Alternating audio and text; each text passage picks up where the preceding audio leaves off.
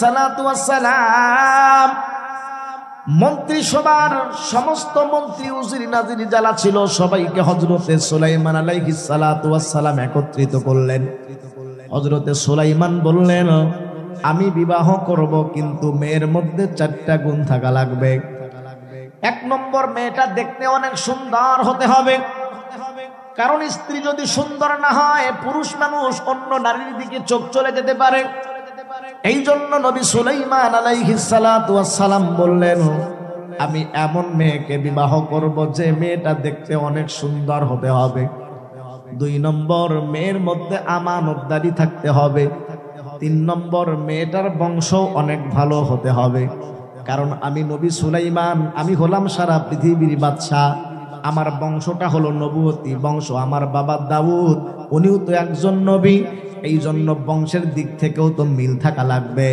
এই জন্য নবী সুলাইমান বললেন, মেয়ের বংশটাও ভালো হতে হবে। আর 4 নম্বর হলো, মেয়েটা স্বামীর প্রতি অনেক যত্নবান হতে হবে। হযরতে সুলাইমান আলাইহিস সালাতু ওয়াস সালাম এলান করে দিলেন, তোমরা মেয়ে খোঁজাখুঁজি আরম্ভ করে দাও।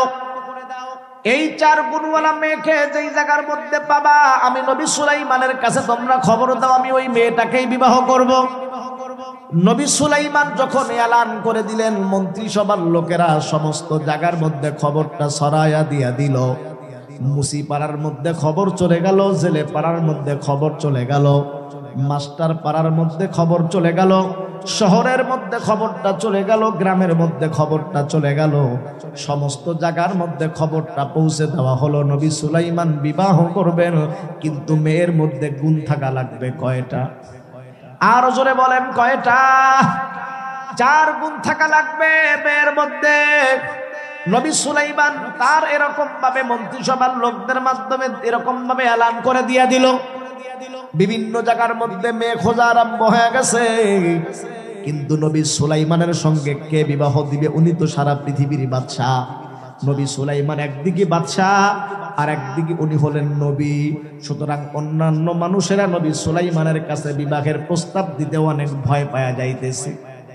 আল্লাহর একজন বান্দা ছেলে মানুষ নদীর মধ্যে মাছ মারতেছে, হঠাৎ করে তার কানের মধ্যে আওয়াজ, নবী সুলাইমান বিবাহ করবেন।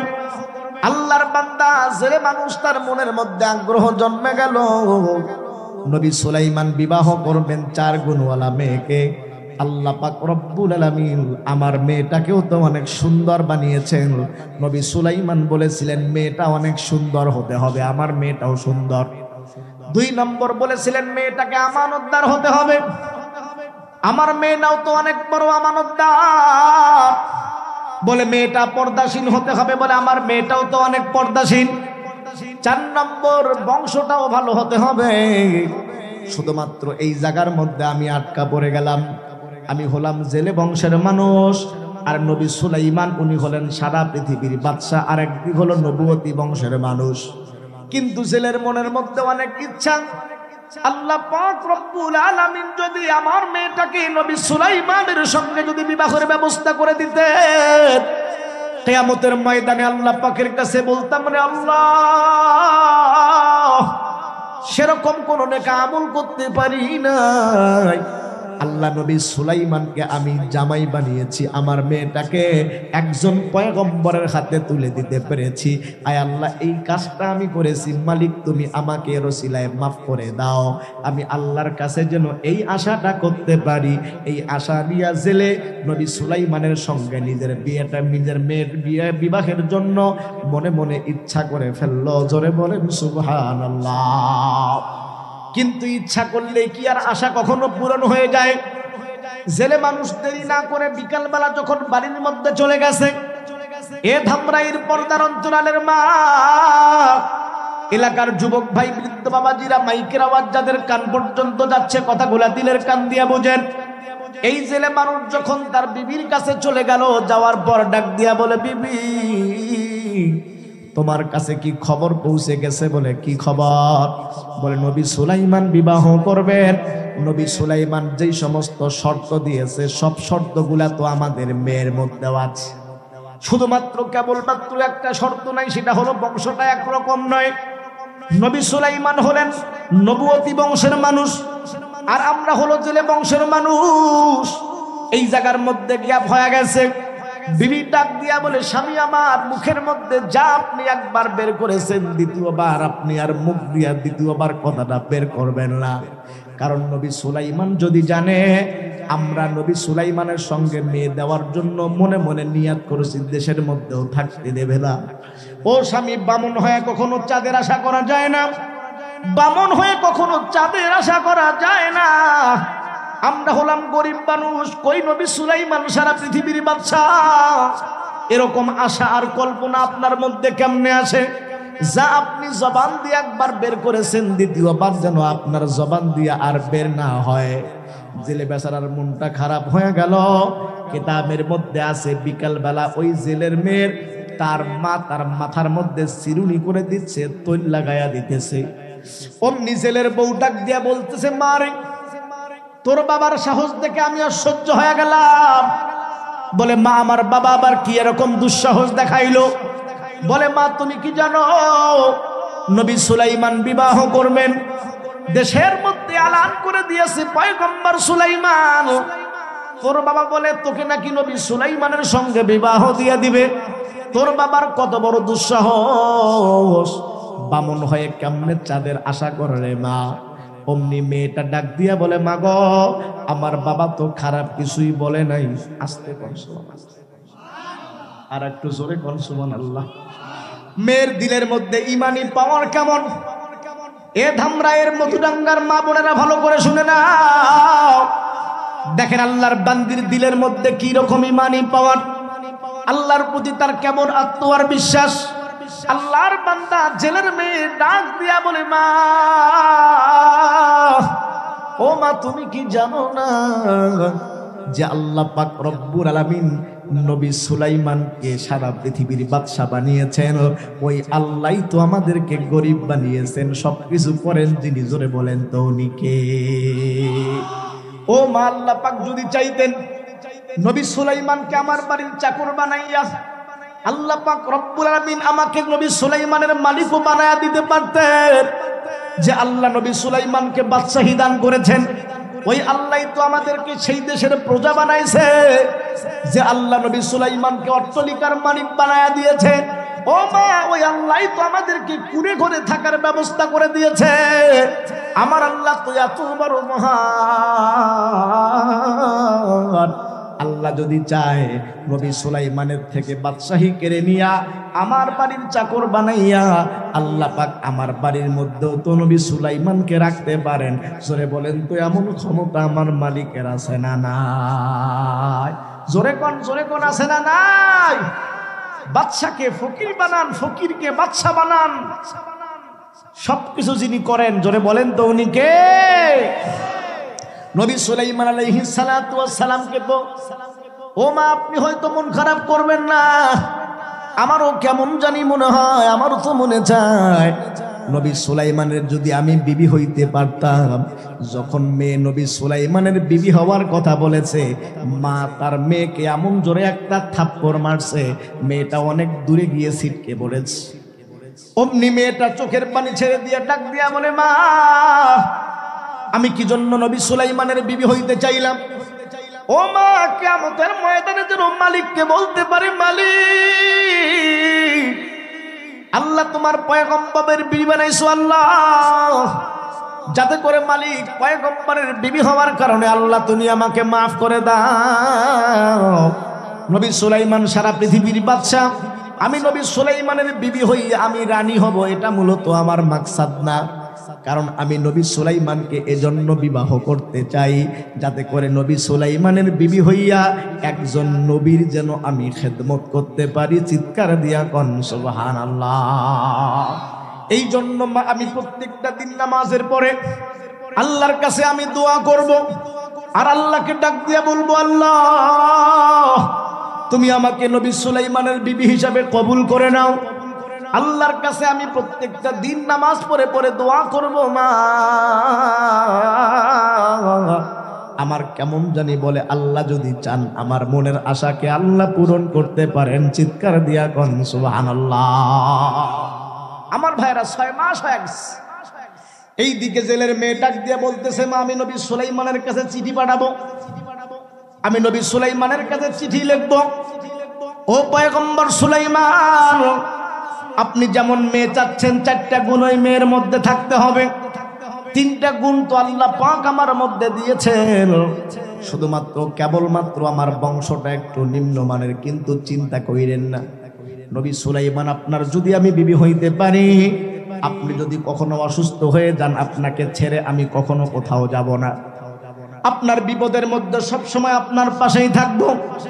স্বামী হিসাবে যেরকম খেদমত পাওয়ার উপযুক্ত আমি তাই করব। ও পয়গম্বর সুলাইমান, মেহেরবানি করে আপনি আমার পত্রটাকে গ্রহণ করে নেবেন। আমি পয়গম্বর সুলাইমানের কাছে চিঠি লিখবো। সন্তান মাকে ডাক দিয়া বলে, মা আমি এই কথাগুলো লিখে লিখে নবী সুলাইমানের কাছে পাঠায়া দিয়ে দিব। 6টা মাস যখন হয়ে গেল, হযরতে সুলাইমান দেখলেন এখনো পর্যন্ত মন্ত্রিসভার কেউ কোন বিবাহের প্রস্তাব নিয়ে নবী সুলাইমানের কাছে এখনো পর্যন্ত আসলো না। নবী সুলাইমান টেনশনে পড়ে গেছে। সব উজির নাজির যা ছিল সবগুলাকে ডাকছে। ডাকার পরে বলতেছে, কিরে তোদেরকে দায়িত্ব দিলাম একটা বিবাহের জন্য, বউ খোঁজার জন্য, বিবি খোঁজার জন্য, 6টা মাস হয়ে গেল, কোনো খবর নাই। তোমরা কি কোনো বিবি টিবি পাও নাই? কোনো মেয়ে পাও নাই? উজিররা বলতেছে, জাহাপানা বাদশাহ, আপনি হলেন সারা পৃথিবীর বাদশাহ, আপনার সঙ্গে মেয়েকে দেয়, যে আপনার সঙ্গে মেয়ে দিতে যায় সে তো ভয় পেয়ে যায়, কি না কি হয়ে যায়। কারণ আপনি তো ব্যক্তিত্ব হিসাবে অনেক বড়, একদিকে সারা পৃথিবীর বাদশা, একদিকে একজন আপনি নবী, আপনার কথা সবাই শোনে, জিনরা শোনে, পশু পাখি শোনে, পিপিলিকা শোনে, সবাই আপনার কথা শোনে। আপনার কাছে কে মেয়ের প্রস্তাব দিয়ে? সবাই তো ভয় পেয়ে যাচ্ছে। সুবহানাল্লাহ, একটু জোরে খান। নবী সুলাইমান আলাইহিস সালাতু ওয়াস সালামের কাছে মন্ত্রিসভার লোকেরা বলে, কিন্তু আমরা আজীব হয়ে গেছি। বলে, আজীব কি হইছো? বলে, এত রাজা বাদশা, বলে এত বড় বড় কোটিপতি লোকেরা কেউ আপনার কাছে বিবাহের প্রস্তাব দেওয়ার সাহস পাইল না তার মেয়েদেরকে দিয়া, কিন্তু আমরা আজীব হয়ে গেছি। বলে, কি আজীব হইছো? বলে, একজন সাধারণ জেলের মেয়ে, সে আপনার কাছে চিঠি পাঠিয়েছে, সে নাকি আপনার সঙ্গে বিবাহ বন্ধনে আবদ্ধ হতে চায়। চিৎকার দিয়ে কোন সুবহানাল্লাহ, আর একটা জোরে কোন সুবহানাল্লাহ। নবী সুলাইমান আলাইহিস সালাতু ওয়াস সালাম বলে, জেলের মেয়ে প্রস্তাব দিয়েছে, চিঠিটা নিয়ে আস। চিঠিটা নিয়ে আস, এসে দেখে এখানে লেখা যে সব গুণ আমার মধ্যে আছে, শুধু একটা নাই। বলে, কোনটা? বলে, আমার বংশটা একটু খারাপ। নবী সুলাইমান আলাইহিস সালাতু ওয়াস সালামের একটু মানুষ তো, এই জন্য ওনার একটু লাগছে। উনি বলে, হায়, একজন জেলের মেয়ে, মাছ মারে জেলের মেয়ে, সে আমাকে বিবাহের প্রস্তাব দিল। এত রাজা বাদশাহ, এত কিছু ছিল, ধনাঢ্য লোক ছিল, কত মানুষ ছিল, কেউ বিবাহের প্রস্তাব না দিয়ে একটা জেলের মেয়ে আমাকে দিয়ে দিল। নবী সুলাইমানের কাছে একটু লাগছে, মানুষ হিসেবে লাগছে। কারণ কুফু মিল থাকতে হয়, এটা কোনো দোষ না। কারণ শরীয়তের পরিভাষায় কুফুর একটা মিল প্রস্তাব দিল। আল্লাহ পাকের কাছে বিষয়টা ভালো লাগে না। আল্লাহ পাক বলে, নবী সুলাইমান, বাদশাহী তো আমি তোমাকে দিয়েছিলাম। ওই জেলের মেয়ে যেটা বলেছিল, আল্লাহ তো সবকিছু দেন, আল্লাহ বাদশাহী দেন, যে আল্লাহ ওনাকে বাদশাহী দিয়েছে, ওই আল্লাহ তো আমাদেরকে গরিব বানিয়েছে, সব তো মালিকই করেন, সুতরাং এর অহংকার করার কিচ্ছু নাই। আল্লাহ পাকও বলেন, সুলাইমান, বাদশাহী তো আমি তোমারে দিলাম, আজকে আমার দেওয়া বাদশাহী পেয়ে একজন ছেলের মেয়ে তোমাকে বিবাহের প্রস্তাব দিয়েছে, এই জন্য তোমার খারাপ লেগেছে, সুতরাং তোমার বাদশাহী থাকবে না, তোমার বাদশাহী আমি আল্লাহ তোমার থেকে কেড়ে নিব। আল্লাহু আকবার, জোরে কর, আর একটু জোরে কর, আল্লাহু আকবার। সবকিছু আল্লাহ করতে পারেন কি পারেন না? এমন ক্ষমতা আল্লাহর আছে না নাই? হযরত সুলাইমান আলাইহিস সালাতু ওয়াস সালামের সমস্ত শক্তি যা ছিল একটা আংটির মধ্যে, আংটির নাম হলো সুলাইমানি আংটি, যাকে বলা হয়। আল্লাহ বলছে, যতদিন পর্যন্ত আংটি তোমার কাছে থাকবে, বাদশাহী থাকবে। আংটি যদি কখনো হারাও, তাহলে তোমার বাদশাহী শেষ। এই জন্য আংটিটা ভালো করে রাখবে। নবী সুলাইমান যখন এরকম ভাবে বাথরুমে যাইতেন, এটা তো অনেক দামি আংটি, এই আংটিটা বাথরুমে নিয়ে যাইতেন না, অনেক মূল্যবান আংটি। এই জন্য ওনার আমিনা নামক একটা স্ত্রী ছিল, কোনো কোনো বর্ণনা আছে ওনার স্ত্রী, আমিনা নামক যে স্ত্রী ছিল ওনার, বান্দি ছিল, এটাকে উনি দিয়ে বাথরুমে চলে যাইতেন। একটা শয়তান ছিল, সে অনেক দিনের আশা ওর ছিল যে নবী সুলাইমান সারা পৃথিবীর বাদশাহী করতেছে, আমিও একটু বাদশাহী করবো, ওখানে সুযোগ খুঁজতেছে। জিনদেরকে আল্লাহ পাক এমন শক্তি দিয়েছেন, ওরা যে কোনো সময় যে কোনো আকৃতি ধারণ করতে পারে। কখনো বিড়ালের আকৃতি ধারণ করে, কখনো সাপের আকৃতি ধারণ করে, কখনো কুকুরের আকৃতি ধারণ করে। দেখবেন মাঝে মাঝে রাস্তাঘাটে এরকম এরা ডিস্টার্ব করে জিনরা, এরা যে কোনো সময় যে কোনো আকৃতি ধারণ করতে পারে। আল্লাহ পাক এমন ক্ষমতা এদেরকে দিয়েছেন। দেখবেন রাস্তাঘাটে একটা বিড়াল ফট করে আপনার সামনে দিয়ে চলে গেছে। এই জিনরা মাঝে মাঝে দুষ্টামি করে, সাপ হয়ে এসে মানুষদেরকে ভয় দেখায়, দুষ্টামি করে। আল্লাহ পাক এদেরকে ক্ষমতা দিয়েছেন যে কোনো সময় যে কোনো আকৃতিতে ধারণ করতে পারে। এই শয়তান করছে কি, নবী সুলাইমান আলাইহিস সালাতু ওয়াস সালাম বাথরুমে ঢুকছে বান্দিকে আংটিটা দিয়া, এই শয়তান হযরত সুলাইমানের আকৃতি নিয়ে বান্দির কাছে গেছে, গিয়ে বলতেছে এই আংটিটা আমাকে দাও। এ তো আর চেনে নাই, দেখে চেহারা তো সবকিছু মিল আছে, কাপড় চোপড়ও মিল, চেহারাও মিল, সবই মিল। এ বোঝে নাই যে এটা ছিল শয়তান। ও সঙ্গে সঙ্গে আংটিটা নিছে আর বলছে এই নতুন কিন্তু সুলাইমানের আবির্ভাব হয়েছে দেশের মধ্যে, ও কিন্তু আসলে সুলাইমান না, ও হলো শয়তান। জোরে বলেন তো, কথা বলতেছে কে? শয়তানে বলতেছে। কি বলতেছে? কয় নতুন সুলাইমানের আবির্ভাব হয়েছে, দেখতে আমার মতো, ও কিন্তু সুলাইমান নবী বলে দাবি করতে পারে, ও কিন্তু আসলে শয়তান, নবী সুলাইমান না, ও হলো আসলেই শয়তান। বলতেছে কে? শয়তানে বলতেছে।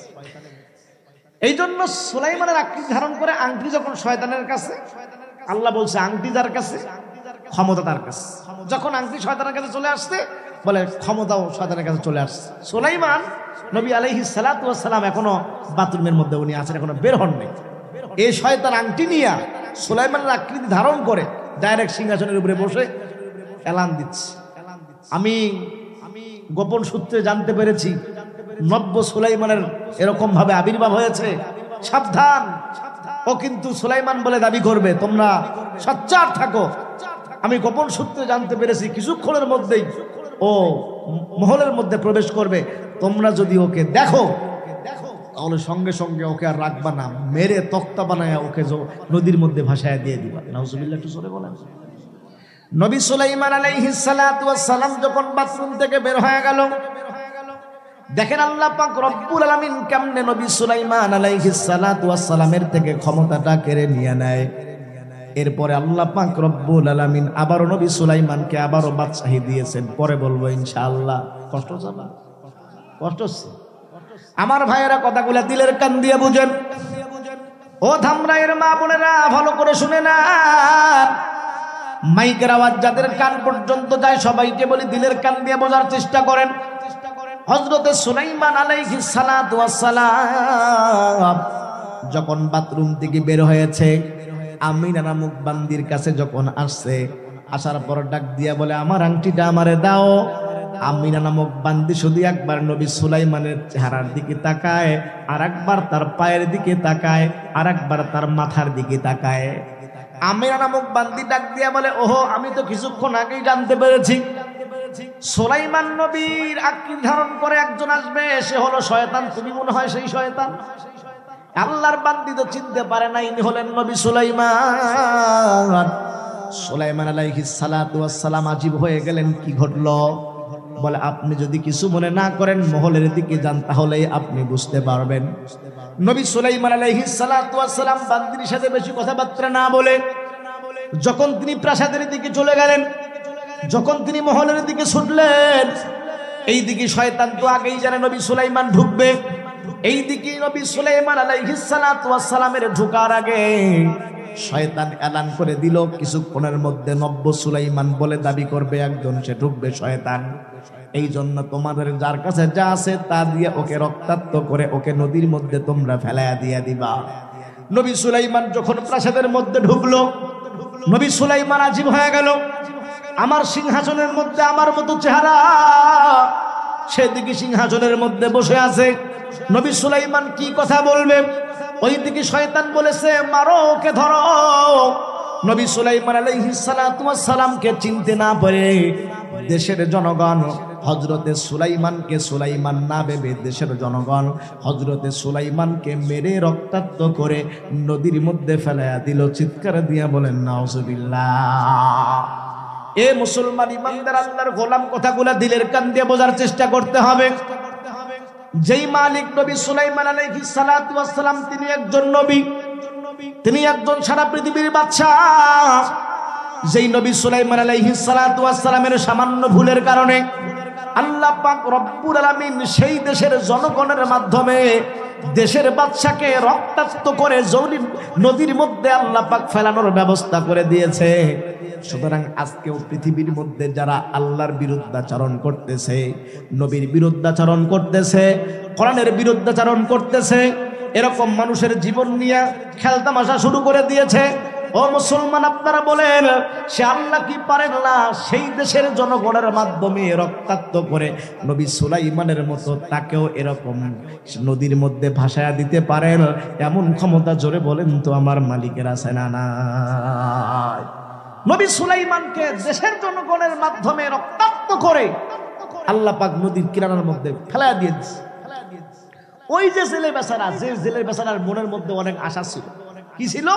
যে নবী সুলাইমানের সঙ্গে মেয়েটাকে বিবাহ দিয়ে দিল। এ নদীর মধ্যে মাছ মারতেছে, এ হঠাৎ করে দেখে একজন সুন্দর টকটকা যুবক। নবীর চেহারা তো অনেক সুন্দর হয়, নবীর চেহারা, নবুয়তি চেহারা দেখলেই মানুষ পাগল হয়ে যায়। নবী সুলাইমান আলাইহিস সালাতু ওয়াস সালাম রক্তাক্ত অবস্থায় নদীর কিনারার মধ্যে পড়ে আছে। এই জেলে বেচারা দেখলো একজন যুবক পড়ে আছে, দেখে এখনো পর্যন্ত জীবন আছে। অনেক এরকম চেষ্টা করে নবী সুলাইমানের হুঁশ ফিরিয়ে নিয়ে আসলেন। উনি চেনেন না উনি হলেন নবী সুলাইমান। কারণ বর্তমান যেরকম ভাবে সরকারকে দেখা যায়, রাষ্ট্রপ্রধানকে দেখা যায় ফেসবুকের মাধ্যমে, ইউটিউবের মাধ্যমে, আপনার মোবাইলের মাধ্যমে, টিভির মাধ্যমে, ওই সময় তো ইউটিউবও ছিল না, ফেসবুকও ছিল না, টিভিও ছিল না। ওই দেশের বাদশা একদম সবাই জানে নবী সুলাইমান, অনেকে তাকে জীবনে দেখেও নেই। এই জেলেও নবী সুলাইমান বাদশাই করছে, কিন্তু ওনাকে জীবনে দেখে নেই। ইনি যে নবী সুলাইমান এখানে পড়ে আছেন উনি জানেনি। হুশ ফেরা নিয়ে আসছে, বলছে বাবা তোমার বাড়ি কোথায়, কি তোমার নাম? এখন নবী সুলাইমান চিন্তা করলেন, আমি যদি বলি নবী সুলাইমান, একবার রাজমহলে পরিচয় দিয়েছিলাম আমি নবী সুলাইমান, প্রজারা আমাকে, দেশের জনগণ রক্তাক্ত করে জমিনে ফেলাই দিচ্ছে, এর সামনে যদি আর একবার পরিচয় দেই আমি নবী সুলাইমান, তোমাকে পাগল করবে। নবী সুলাইমান যদি তুমি তো দেশের মধ্যে থাকবা, তুমি তোমার স্থানে থাকবা, এখানে রক্তাক্ত অবস্থায় কেন? নবী সুলাইমান বললেন এখানে আমার পরিচয় দেওয়া যাবে। নবী সুলাইমান বললেন আমি এখন কিছু বলতে পারছি না, আমাকে রক্তাক্ত করেছে আমার শত্রু দল, এজন্য আমি কিছু কথা বলতে পারছি না, আমি সুস্থ হওয়ার পরে। নবী সুলাইমান আলাইহিস সালাতু ওয়াস সালামের চেহারা অনেক সুন্দর ছিল, আকর্ষণীয় চেহারা, আল্লাহ পাক দিলের মধ্যে ঢেলে দিয়েছেন। বলে বাবা তুমি যদি কিছু মনে না করো, তোমার শরীরটাও খারাপ, কিছু যদি মনে না করো, আমি তোমাকে একটু আমার বাড়ির মধ্যে মেহমান হিসাবে কবুল করতে চাই। সুবহানাল্লাহ, জোরে কোন, আর একটু জোরে কোন সুবহানাল্লাহ। মেহমান বাড়ির মধ্যে চলে গেছে, নবী সুলাইমান বাড়ির মধ্যে বাড়ির মধ্যে নবী সুলাইমান গেছেন। জেলে পরের দিন মাছ মারার জন্য নদীর মধ্যে আসছে, এসে দেখে অন্যান্য দিন যে পরিমাণ জালের মধ্যে মাছ ধরা পড়ছে, বলে আজকে এর চাইতে ডবল মাছ জালের মধ্যে ধরা পড়ছে। সুবহানাল্লাহ, জোরে কোন। জেলে বেচারা দেরি না করে বিবির কাছে আসছে, সে বলছে বিবি খবরটা জানো কি হয়েছে? বলে কি হয়েছে? বলে মেহমান বাড়ির মধ্যে আসতে না আসতে আল্লাহ পাক এত বরকত দিল, সারাদিন জাল মেরে মেরে 5-7-10 কেজি মাছ পাই না, আজকে দেখি এমন বরকত, জাল মারতে না মারতে যখনই জাল মারি শুধু মাছ আর মাছ, শুধু মাছ আর মাছ। নবী যখন বাড়ির মধ্যে গিয়েছে, জোরে বলেন তো বরকত দেওয়া শুরু করেছেন কে? আর একটু জোরে কোন কে? নবী যখন বাড়ির মধ্যে গেছে বরকত দেওয়া শুরু করছে আল্লাহ। নবী সুলাইমান আলাইহিস সালাতু ওয়াস সালাম একদিন আসছে, থাকাবা বলতেছে বাবা তুমি যদি কিছু মনে না করো, দেখতেছে মাশাআল্লাহ বরকত তো ভালোই, 3 দিন তো মেহমানদারি করা সুন্নাত, তুমি যদি কিছু মনে না করো আমাদের বাড়িতে 3 দিন থাকো। সুবহানাল্লাহ, জোরে কোন। নবী সুলাইমান 3 দিন আসছে, বলে 3 দিন জেলে যা ঘটাইছে আল্লাহ পাক নবী যখন মানুষের বাড়ির মধ্যে চলে গেছে, আল্লাহ পাক এত বরকত দিয়েছে, জেলের এই 3 দিন যে পরিমাণ মাছ মারছে, জেলে বলে হায় এ পরিমাণ মাছ এত কষ্ট করি নদীর মধ্যে এত জাল মারি, সারাদিন মাছের কোনো খবর নাই, এই মেহমান আমার বাড়ির মধ্যে আসতে না আসতেই নদীর মধ্যে জাল মারা বাকি, মাছ উঠতে দেরি হয় না। জোরে কোন সুবহানাল্লাহ, আর একটু জোরে কোন সুবহানাল্লাহ। 3 দিন হয়ে গেছে, হওয়ার পরে এখন নবী সুলাইমান 3 দিন তো মেহমানদারি করে সুন্নত, এখন চলে যাবে। বলে বাবা কোথায় যাবে? বলে আমি কোথায় যাবো আমি নিজে জানি, আপনি পরিচয় দিচ্ছেন না, কারণ পরিচয় দিলে তো কেউ বুঝবে না, মানবেও না। নবী সুলাইমান আলাইহিস সালাতু ওয়াস সালাম বলছে আমি জানি না কোথায় যাব, আমার আপনজন বলতে কেউ নাই। জেলে মনে করলো ছেলেটার মধ্যে এত বরকত যদি আমার বাড়িতে একটু থাকে তাহলে তো ভালোই হবে। এই জন্য বলে বাবা কিছু যদি মনে না করো, আমি তো নদীর মধ্যে মাছ মারি, আমার মাছ ধরার জন্য একজন লোকেরও দরকার, কর্মচারীরও দরকার, তুমি যদি কিছু মনে না করো তাহলে আমার বাড়ির মধ্যে থাকো, প্রতি মাসে তোমাকে 30 টাকা করে বেতন দেওয়া হবে। কয় টাকা? নবী সুলাইমান কয় কি, আমি হলাম সারা পৃথিবীর বাদশাহ, আমাকে 30 টাকা বেতনের বাড়ির মধ্যে রাখতে চায়। নবী সুলাইমান কয় হায় সর্বনাশ, সাহস কত, কিন্তু আল্লাহ পাকের ইচ্ছা, পরিচয় ওপেন করা যাবে না। হযরত নবী সুলাইমান আলাইহিস সালাতু ওয়াস সালাম সিজদার মধ্যে পড়ে গেছে, ডাক দিয়া বলতেছে আল্লাহ আমি কি এমন অপরাধ করলাম মালিক জানি না। আল্লাহ তুমি আমাকে যেই দেশের রাষ্ট্রপ্রধান বানিয়েছিলে সেই দেশের জনগণ আমাকে 30 টাকা অফার দেয় মাসে। আল্লাহ আমি কি অপরাধ করলাম, কি হয়েছে আল্লাহ এখনো পর্যন্ত আমি কিছুই জানি না। নবী সুলাইমান আলাইহিস সালাতু ওয়াস সালাম চিন্তা করলেন এখানে আমাকে পরিচয় দেওয়ার মতো কিছুই নাই, ঠিক আছে অন্য কোথায় যাব, আর কোথায় আমি যাব। এই জন্য নবী সুলাইমান শেষ পর্যন্ত মাত্র 30 টাকা বেতনের মধ্যে চাকরির জন্য ওই বাড়ির মধ্যে থাকার জন্য রাজি হয়ে গেলেন। চিৎকার দিয়ে বলেন তো যিনি এগুলা করেন উনি কে? আরো জোরে কোন কে? এ ধামরাইয়ের মুসলমান কথাগুলা দিলের কান দিয়ে বুঝতে হবে। আমার মালিক তো সবই পারে। আল্লাহ চাইলে গরিবকে ধনী বানাইতে পারেন, ধনীকেও গরিব বানাইতে পারেন। আল্লাহ পাক চাইলে বাদশাকে ফকির বানাইতে পারেন, ফকিরকেও মালিক তো বাদশা বানাইতে পারেন। আল্লাহ পাকের কাছে তো ওই বান্দি জেলের মেয়ে বলছিল গো মা গো, যে আল্লাহ পাক নবী সুলাইমানকে বাদশাহী দান করেছেন, ওই আল্লাহ তো সুলাইমানকে আমার বাড়ির কাজের লোক বানাইতে পারেন। জোরে বলেন এমন ক্ষমতা আল্লাহর আছে না? না। দেখেন অবস্থাটা কি হয়ে গেল। ও ধামরাইয়ের মুসলমান ভাই, কথাগুলা দিলের কান দিয়ে বুঝতে হবে। পর্দার অন্তরালের মা বোনেরা কথাগুলা দিলের কান দিয়ে বোঝার চেষ্টা করেন। শেষ পর্যন্ত হযরত নবী সুলাইমান আলাইহিস সালাতু ওয়াস সালাম সামান্য বেতনে এই জেলের বাড়ির মধ্যে কর্মচারী হিসাবে থাকলো। কোন বর্ণনার মধ্যে আছে 18 মাস, কোন বর্ণনার মধ্যে আছে 6 মাস। 6 মাস কিংবা 18 মাস পর্যন্ত হযরতে সুলাইমান ওই বাড়ির মধ্যে কর্মচারী হিসাবে থাকলেন। এরপরে জেলের বেচারা হঠাৎ করে তার দিলের মধ্যে উদ্বেগ হয়ে গেল, যেই ছেলেটা আমার বাড়ির মধ্যে থাকে ছেলেটা তো অত্যন্ত ভদ্র, এমন সুন্দর ছেলে তো আমি কোনো জায়গার মধ্যেই পাবো না। আল্লাহ পাক রব্বুল আলামিন তো আমাকে একটা কন্যা সন্তান দান করেছেন। আমার কেমন জানি মনে হয় আমার মেয়েটাকে যদি এই ছেলেটার সঙ্গে বিবাহ দিতে পারি, আমার মেয়েটা অবশ্যই সুখে থাকবে। চিৎকার দিয়ে বলেন না সুবহানাল্লাহ। দেখেন আল্লাহ পাক কেমনে কি করে, কেমনে ঘটায়। আল্লাহ পাক ফয়সালা তো করেছেন, কিন্তু ঘুরায় ফিরায় করে। হযরত সুলাইমান আলাইহিস সালাতু ওয়াস সালাম আছেন ওই জায়গার মধ্যে।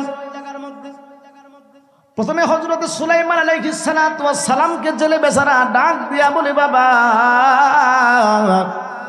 তুমি কি জানো আমার বাড়ির মধ্যে সদস্য কয়জন? বলে চাচা জানি তো 3 জন। বলে 3 জন কে কে? বলে আপনি এবং চাচি এবং আমি, এই 3 জনেই তো সদস্য। বলে বাবা তুমি হয়তো জানো না, আল্লাহ পাক রব্বুল আলামিন আমাকে একটা পরম এরকম ভাবে সুন্দরী একটা কন্যা সন্তান দান করেছেন।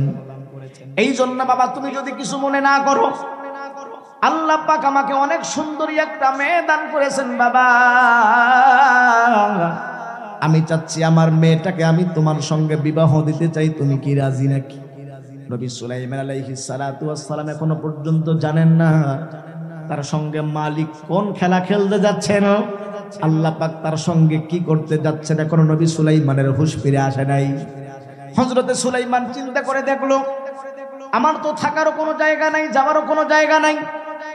আল্লাহ পাক তো ক্ষমতা আমার কাছ থেকে কেড়ে নিয়েছেন। একটা যদি আমার শ্বশুর বাড়ি হয়, থাকার যদি জায়গা হয়, তাহলে তো কোনো সমস্যা নাই। শেষ পর্যন্ত হযরতে সুলাইমান রাজি হয়ে বলেন, বলে চাচা ঠিক আছে, আপনি যদি ভালো মনে করেন তাহলে আপনার মেয়েকে আমি বিবাহ করতে রাজি, কোনো সমস্যা নাই। চিৎকার দিয়া কোন সুবহানাল্লাহ। কিন্তু নবী সুলাইমান আলাইহিস সালাতু ওয়াস সালামকে জেলে বেচারা প্রস্তাব দিয়েছে, ঠিক আছে, শুধুমাত্র কেবলমাত্র পুরুষ মানুষরা চাইলেই তো হবে না, বাড়ির মধ্যে আরো একজনের অনুমতি নিতে হয়। উনি যদি না বলে তাহলে কোনো কাজে আসে না, সেটা হলো বাড়ির বিবি, স্ত্রী। বর্তমান মেয়েরাই বলো গার্জিয়ান। বর্তমান ফ্যামিলির মধ্যে প্রত্যেকটা ফ্যামিলিতে প্রায় মেয়েরা যা বলে সেটাই সিদ্ধান্ত হয়। জোরে বলেন ঠিক কিনা? মহিলারা সব জায়গায়, দেশে বাইরে, ঘরে বাইরে, তারাই সরকার, সব জায়গায় তারা।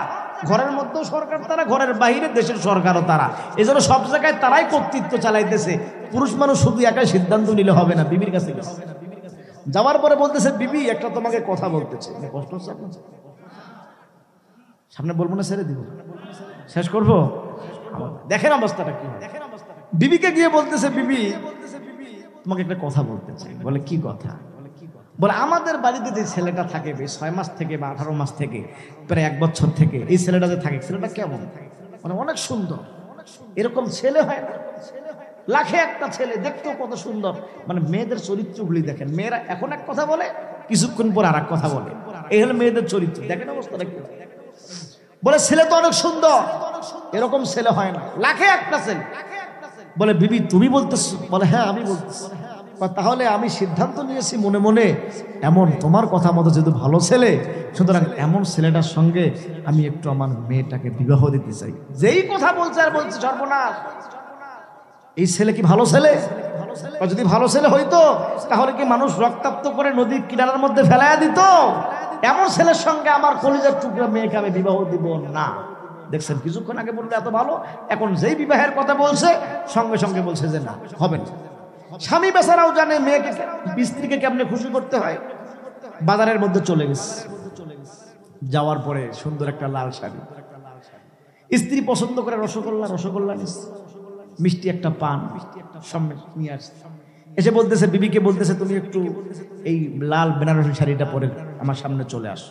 বিবি চিন্তা করতেছে, হায় হঠাৎ করে এত মোহাম্মত ভালোবাসা, যেই স্বামী সকালবেলা একবার পিটায়, বিকালবেলা একবার পিটায়, আজকে হঠাৎ করে দেখি এত ভালোবাসা, কারণটা জোরে বলেন। এমন সমাজের মধ্যে অবস্থা আছে না নাই? খালি বউ পিটায়, আছে না নাই? কিছু কিছু মানুষ দেখবেন সন্তানে সমস্যা করে, এই সন্তানের রাগ সবগুলা বউর উপরে ঝাড়ে, আছে না নাই? বিবি চিন্তা করে, হ্যাঁ সর্বনাশ, এত মোহাম্মত ভালোবাসা হঠাৎ করে, কারণটা লাল বেনারসি শাড়ি আমাকে পড়তে বলতেছে, অথচ বছরকে বছর যায় কোনো কাপড় দেওয়ার শুধু খবর থাকে না। কাপড়টা পরে আসছে, স্বামী নিজের হাত দিয়া রসগোল্লাটা খাওয়াই দিচ্ছে, সব করছে। এরপরে বলছে, বিবি একটা কথা বলি। বলে কি কথা? বলে ওই সকালবেলা যে তোমাকে বলেছিলাম যে ছেলেটার সঙ্গে মেয়েটার বিবাহ দেওয়ার কথা, এখন যদি ঘুষ খেয়ে যাবো, ঠিক আছে, মেয়ে তো শুধু আমার একার না, মেয়ে তো আপনারও, সুতরাং আপনি যা সিদ্ধান্ত নেবেন সেটাই হবে। এটা হলো মেয়েদের অবস্থা। এখন ঘুষ খাইছে তো, জোরে বলেন ঠিক কিনা? যেই স্বামী দিছে, ও ঠিক আছে, আপনি যা বলবেন তাই, আমার কোনো কথা নাই।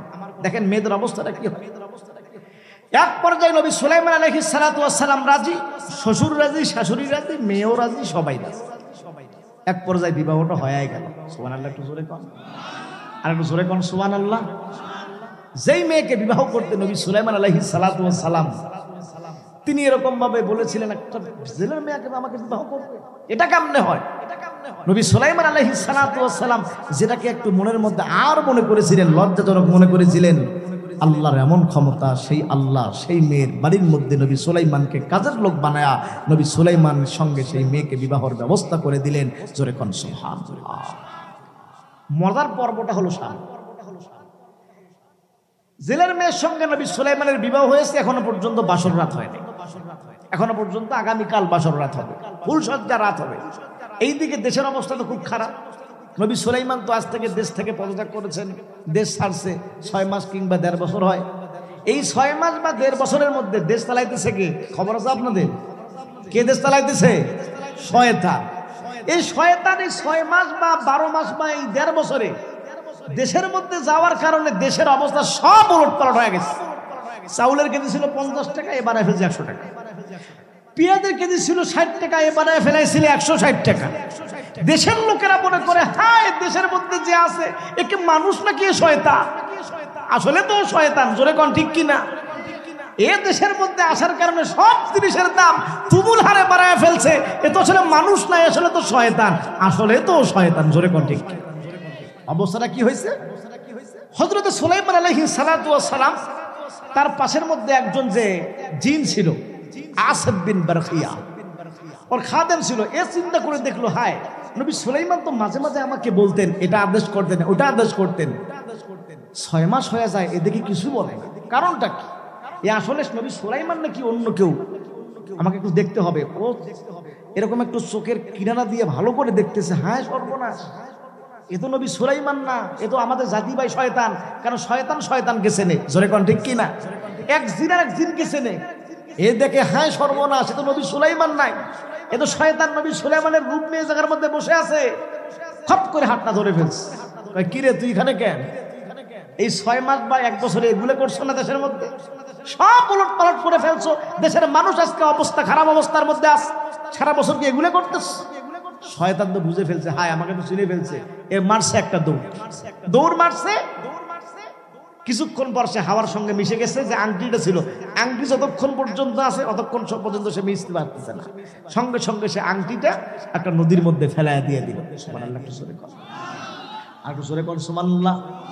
আংটিটা নদীর মধ্যে ফেলে দেওয়ার সাথে সাথে এই আংটিটা একটা মাছ, বড় একটা মাছ এই আংটিটা খেয়ে ফেলছে। আগে আপনাদেরকে বলছে, আংটি যার কাছে সবাই পাগল তার কাছে। জোরে কোন ঠিক কিনা? এই নদীর যে মাছটা আংটিটা যখন খাইছে, সমস্ত নদীর মাছগুলা এই মাছের পিছনে ধাওয়া শুরু করছে। মানে সে মাছ এখন সবার আমির। সে যেদিকে যায় সমুদ্রের সমস্ত মাছগুলা, নদীর সমস্ত মাছগুলা সেই দিকে যাওয়া আরম্ভ করছে। সুবহানাল্লাহ, একটু আস্তে বলবো না, থাকবে বলবো। দেখেন অবস্থা। এতক্ষণ পর্যন্ত ছিল নবী সুলাইমান হলো বাড়ির চাকর, আর জেলে ছিল মালিক। এখন তো আর চাকর আর মালিক না, এখন তো জামাই আর শ্বশুর। জোরে কোন ঠিক কিনা? আজকে জামাই আর শ্বশুর মাছ ধরার জন্য নদীর মধ্যে আসছে। আগে তো চাকর ছিল এবং মালিক ছিল, মাছ ধরার জন্য আসছে। এটা হুকুম করছে, সেটা হুকুম করছে। আজকে তো জামাই হয়ে গেছে, আর তারা হুকুম করতে পারতেছে না। নতুন জামাই কেমন হুকুম করে? যাক, মাছ ধরার জন্য জাল নিয়ে নদীর মধ্যে আসছে। আমার ভাইয়েরা, নবী সুলাইমান আলাইহিস সালাতু ওয়াস সালাম এবং তার শ্বশুর দুইজন মিলে আজকে যখন নদীর মধ্যে মাছ যখন মারার জন্য জাল মারছে, ওই যে আংটিটা যে মাছটা খাইলো, সমস্ত মাছগুলা তার পিছনে পাগল পারা হয়ে আসছে। এইদিকে নবী সুলাইমানও জাল মারছে। সব নদীর মাছ আজকে একবারে এক জায়গার মধ্যে আটক করে গেছে। চিৎকার দিয়ে বল সুবহানাল্লাহ। জেলে বেচারা বাড়িতে গিয়ে বলে, বউ তুমি কি জানো অবস্থাটা কি ঘটছে? বলে কি হয়েছে? বলে এই ছেলের মধ্যে এত বরকত। বলে কি বরকত? বলে মেয়েটার সঙ্গে বিবাহ দিতে না দিতেই আজকে নদীর মধ্যে এত মাছ পাইছি। এক বর্ণনার মধ্যে 18 নৌকা মাছ পাইছে। ধরে কোন সুবহানাল্লাহ। বউ ডাক দিয়া বলে, ছেলের মধ্যে যদি এত বরকত আগে জানতাম তাহলে এতদিনকে আমি তো আরো আগে নিজেই বিবাহ দিয়ে দিতাম। দেখছেন না মেয়ের অবস্থাটা কি? এর আগে বলছিল কি ছেলেটা বেশি ভালো না, এমন ছেলের সঙ্গে বিয়ে দেওয়া যাবে না। এখন আজকে বলতেছে, এখন দেখছে যে ছেলের মধ্যে এত বরকত, বউ বলতেছে, হ্যাঁ আমি যদি আগে জানছিলাম এই ছেলের মধ্যে এত বরকত, তোমাকেও জানতে দিতাম না, গোপনে মেয়ের সঙ্গে বিবাহ দিয়ে দিতাম। আল্লাহু আকবার, জোরে কোন, আর এক জোরে কোন আল্লাহু আকবার। আমার ভাইরা দেখেন অবস্থাটা কি হয়ে গেল। 18 নৌকা মাছ। এবার জেলে বেচারা চিন্তার মধ্যে পড়ে গেল, মেয়ের আজকে বাসর রাত। প্রত্যেক দিন তো আমি মাছগুলা বাজারের মধ্যে নিয়ে গিয়ে আমি বিক্রয় করে ফেলি, আজকে কিন্তু আমি সমস্ত মাছগুলা বাজারের মধ্যে বিক্রয় করব না। জেলে বেচারা মনে মনে সিদ্ধান্ত নিয়ে ফেললো, আজকে সবচাইতে বড় মাছ যেটা আছে এই মাছটাকে আমি বাজারের মধ্যে বিক্রয় না করে এই মাছটাকে আমি আমার জামাইয়ের জন্য আজকে বাসর ঘরে খাওয়ানোর ব্যবস্থা করব। কোন সুবহানাল্লাহ। এ ধামরাইয়ের মুসলমান ভাই, কথাগুলা দিলের কান দিয়ে বুঝেন। ও পর্দার অন্তরালের মা, মাইকের আওয়াজ যাদের কান পর্যন্ত যাচ্ছে সবাইকে বলে দিলের কান দিয়ে বোঝার চেষ্টা করেন। ও বৃদ্ধ বাবাজিরা, কথাগুলা দিলের কান দিয়ে বোঝার চেষ্টা করেন। এক পর্যায়ে জেলে বেচারা এই বড় মাছটাকে নিয়ে তার মেয়ের কাছে চলে আসলো। আসার পরে ডাক দিয়া বলে, মারে আজকে তোর বাসর রাত, আজকে তুই নিজ হাতে মাছটাকে কাটবি, নিজ হাতে মাছটাকে তুই রান্না করে ফ্রাই করে তোর জামাইকে তুই খাওয়াবি। কোন সুবহানাল্লাহ। এ মুসলমান, কথাগুলা দিলের কান দিয়ে বুঝতে হবে। আল্লাহর বান্দি জেলের মেয়ে মাছটা যখন কাটা আরম্ভ করে দিয়েছে, ওই সবচাইতে বড় মাছ যেটা, যেই মাছটা ওই আংটিটা খেয়ে ফেলেছিল, নবী সুলাইমান আলাইহিস সালাতু ওয়াস সালামের আংটিটা কিন্তু এই মাছের মধ্যে আছে। জেলের মেয়ে যখন এরকম ভাবে মাছটা কাটা শুরু করে দিল, হঠাৎ করে মাছের ভেতর থেকে চকচক চকচক করে আংটিটা বের হয়ে গেল। জোরে কোন সুবহানাল্লাহ। আল্লাহর বান্দি মনে মনে সিদ্ধান্ত নিয়ে নিল, মানুষ বাসর রাতে স্বামীকে কত কত কত কিছুই না দান করে, আমি তো একজন জেলের মেয়ে, আমি তো একজন গরিব, আমি তো আমার স্বামীকে বেশি কিছু রকমের কিছু দিতে পারবো না, স্বর্ণের কিছু দিতে পারবো না, রূপার কিছু দিতে পারবো না। স্বর্ণের আংটি আমার দেওয়ার সুযোগ নাই, রূপার আংটি আমার দেওয়ার সুযোগ নাই। আমার একজন বাবা গরিব মানুষ, এই জন্য যেই চকচক করে আংটিটা মাছের পেট থেকে বের হয়ে গেল, এই আংটিটাই বাসর রাতের মধ্যে আমি আমার স্বামীকে দান করব, স্বামীকে গিফট করব। কর সুবহানাল্লাহ। আল্লাহর বান্দি আংটিটা এক জায়গার মধ্যে সুন্দর করে আল্লাহর বান্দি রেখে দিল, সুন্দর করে মাছটাকে ফ্রাই করে এরকম ভাবে রান্না করলো। রাত্রিবেলা যখন হয়ে গেছে বাসর রাতের মধ্যে হযরতে সুলাইমান ঘরের মধ্যে ঢুকেছে, চিৎকার দিয়া বলেন না সুবহানাল্লাহ। থাক, কি বলেন? বলবো না থাকবে? রাত তো অনেক হয়ে যাচ্ছে, কি বলেন? যাবে? থাকবে? বলবো? দেখেন অবস্থাটা কি হয়ে গেল। হযরতে সুলাইমান আলাইহিস সালাতু ওয়াস সালাম বাসর ঘরের মধ্যে ঢুকার, আমি তোমাকে অতক্ষণ পর্যন্ত কোনো টাচ করব না, যতক্ষণ না পর্যন্ত তোমার কাছ থেকে আমি কয়েকটা বিষয় না জানবো, ততক্ষণ সময় পর্যন্ত তোমাকে টাচ করব না। বিবি ডাক দিয়া বলে, স্বামী বলেন আপনার কি কথা, কোনো সমস্যা নাই। নবী সুলাইমান ডাক দিয়া বলে, বিবি আমার, আমি তোমার কাছে জানতে চাই, বলো তো তোমার অন্য কোনো পুরুষের সঙ্গে আগে থেকেই কোনো সম্পর্ক, প্রেম, মোহব্বত, ভালোবাসা আছে না নাই? এ বিবি তুমি স্পষ্ট করে বলতে পারো, অন্য কোন যুবকের সঙ্গে তোমার যদি প্রেম, ভালোবাসা, মোহব্বত থেকে থাকে, আমি তোমাকে ডিভোর্স দিয়ে দিব, তোমার মা বাবাকে আমি নিজেই বুঝাবো, এরপরে ওই ছেলের সঙ্গে আমি তোমাকে বিবাহের ব্যবস্থা করে দিব। বিবি টেনশন কইরো না, চিন্তা কইরো না।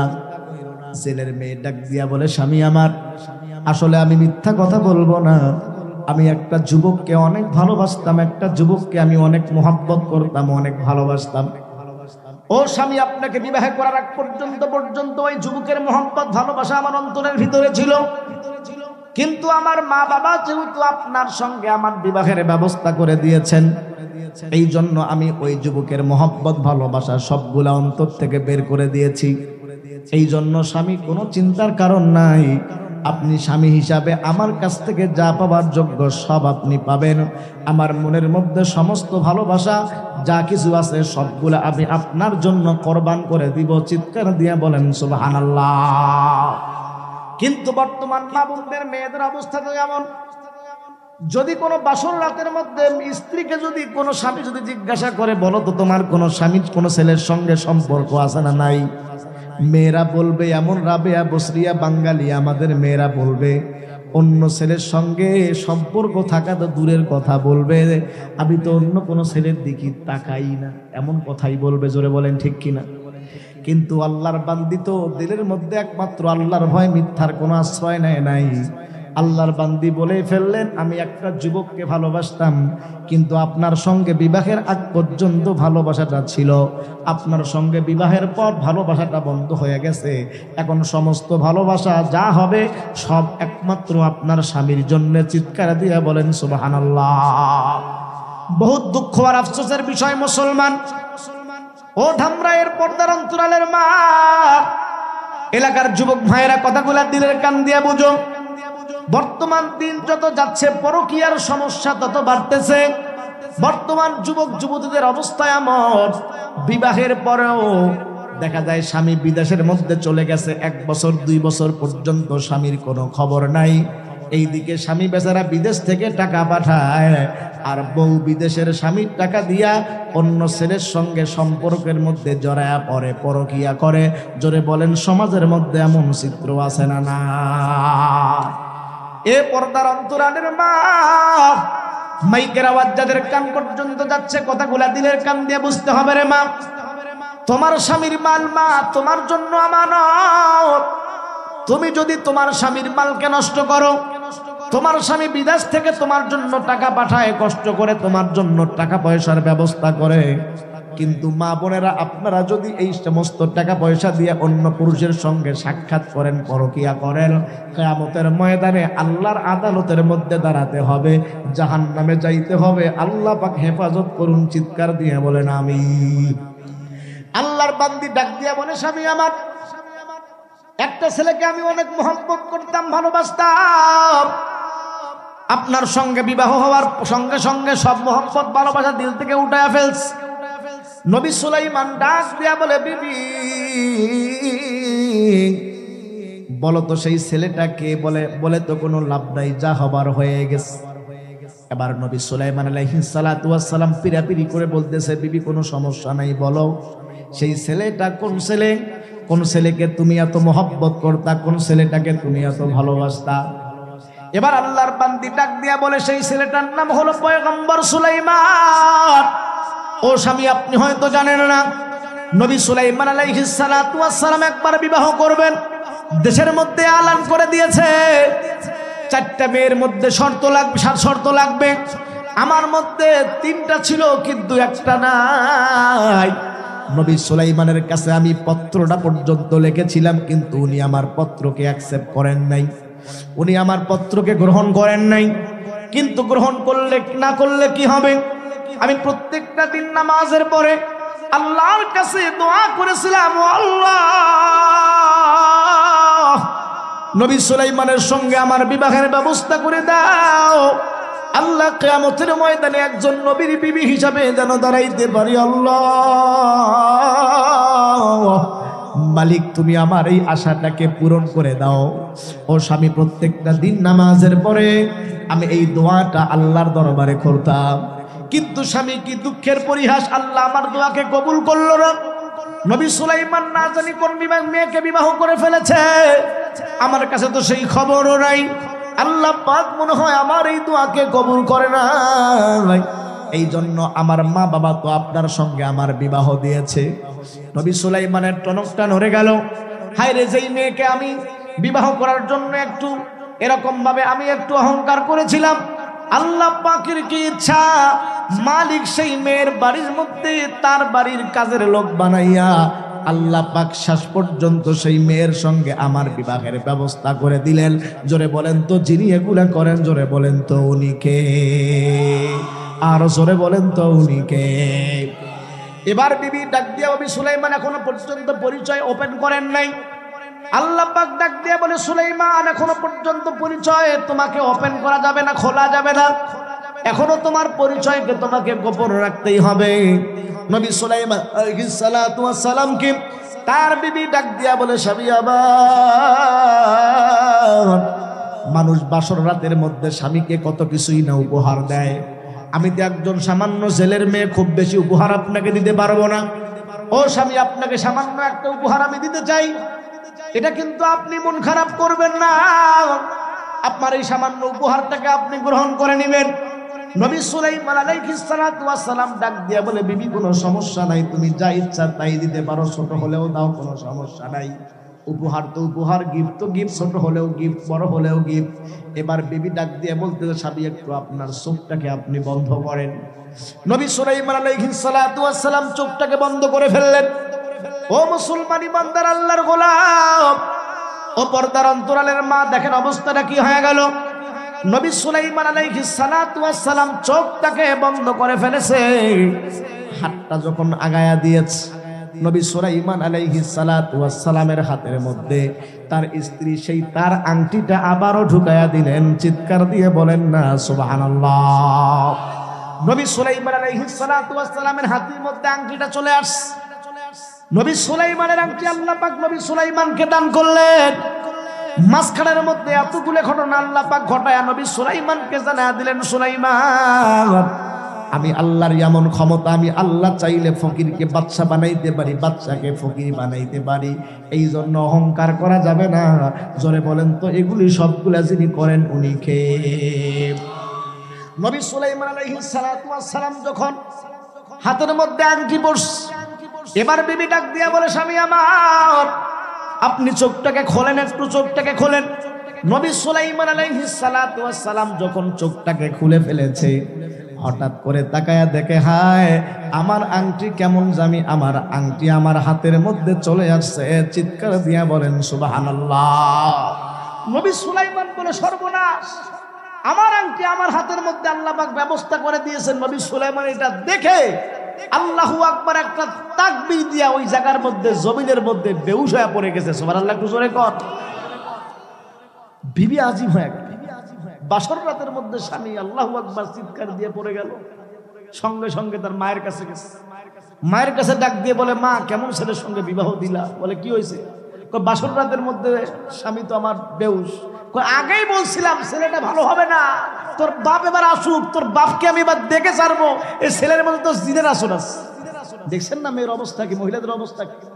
যখন ভালো তখন ভালো, এখন বলতেছে কি আগেই বলছিলাম ছেলেটা আসলে ভালো না, তোর বাপ আসুক, এবার তোর বাপের খবর হবে।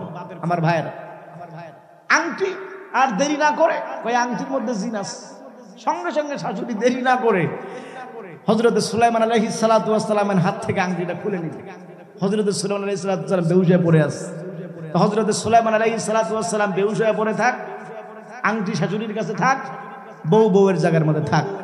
আল্লাহ পাক রব্বুল আলামিন যদি চান ভবিষ্যতে কোনো এক সময় হযরত সুলাইমান আলাইহিস সালাতু ওয়াস সালামকে জাগ্রত করা হবে, শাশুড়ির কাছ থেকে আংটি নেওয়া হবে, এরপরে ইনশাল্লাহ পরের কখনো যদি ইনশাল্লাহ সুযোগ হয় ইনশাল্লাহ বলা হবে। তো বলছিলাম যেটা আপনাদেরকে এতক্ষণ পর্যন্ত যে ঘটনা, আমার ভাইয়েরা, আমরা যদি জান্নাতুল ফেরদাউস পাইতে চাই আমাদেরকে আমল করা লাগবে কয়টা? জোরে বলেন তো। দুইটা। এক নম্বর ঈমান, দুই নম্বর হলো নেক আমল, আমিলুস সালিহাত, নেক আমল। নেক আমলের কথা বলতে গিয়ে আপনাদেরকে কয়েকটা কথা বলেছিলাম। এক নম্বর নামাজ, জোরে বলেন কি? দুই নম্বর রোজা, হজ, যাকাত, মা বোনদের পর্দা। বিবাহ করার সময় হযরত সুলাইমান যেরকম এই চার গুণ থেকে মেয়েকে বিবাহ করেছে, আজকে যখন আমরা মেয়েদেরকে বিবাহ দিব, যুবকরা ছেলেদেরকে বিবাহ দিব, যুবকেরা যখন আপনারা বিবাহ করবেন, এই চার গুণওয়ালা মেয়েকে যদি দেখে যদি বিবাহ করা যায়, তাহলে আল্লাহ পাক সংসারে অশান্তি রাখবেন না, সংসারের মধ্যে আল্লাহ পাক শান্তি দান করবেন। আল্লাহ পাক ঈমানের সাথে এবং নেক আমল করে আল্লাহ পাক আমাদের সকলকে কবরে যাওয়ার জন্য তৌফিক দান করেন। সবাই জোরে বলেন আমিন।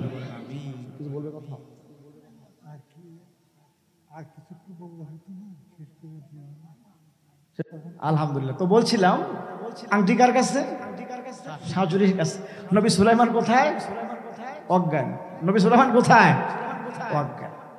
এখন নবী সুলাইমানকে হুঁশ ফিরাইতে হবে, শাশুড়ির কাছ থেকে আংটি নিতে হবে। নবী সুলাইমান আলাইহিস সালাতু ওয়াস সালামের রাজত্ব আবার আল্লাহ পাক তাকে ফিরিয়ে দিবেন। সুবহানাল্লাহ, একটু জোরে বলেন।